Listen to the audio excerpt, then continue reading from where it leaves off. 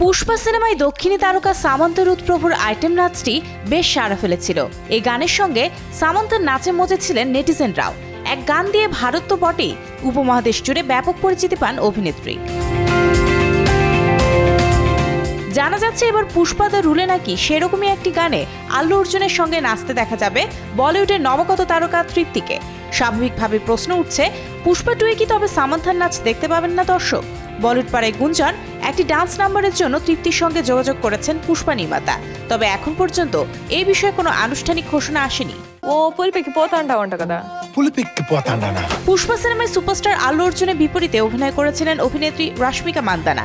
এই সিকুয়েলেও আল্লুর বিপরীতে রশ্মিকাকেই দেখা যাবে। ইতিমধ্যেই সিনেমার শুটিং অনেকটাই এগিয়ে গেছে, টিজারও প্রকাশ্যে এসেছে।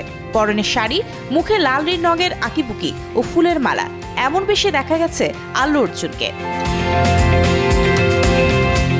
বক্স অফিসে ব্যাপক সাড়া ফেলেছিল পুষ্পা। রশ্মিকা জানিয়েছেন এই সিকুয়েল নাকি আরো বড়ভাবে আসতে চলেছে।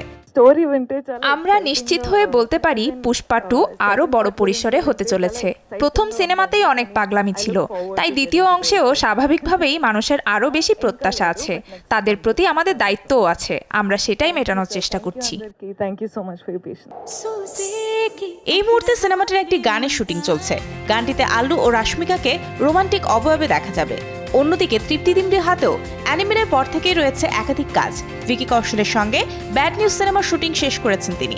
এছাড়া কার্তিক আরিয়ানের সঙ্গে বুলবুলাইয়া 3 শুটিংও চলছে তার। তবে পুষ্পায় অভিনেত্রীর নতুন ঝলক দেখতে আলাদাভাবেই মুখে আছে সবাই। Mario Sen, showbiz tonight.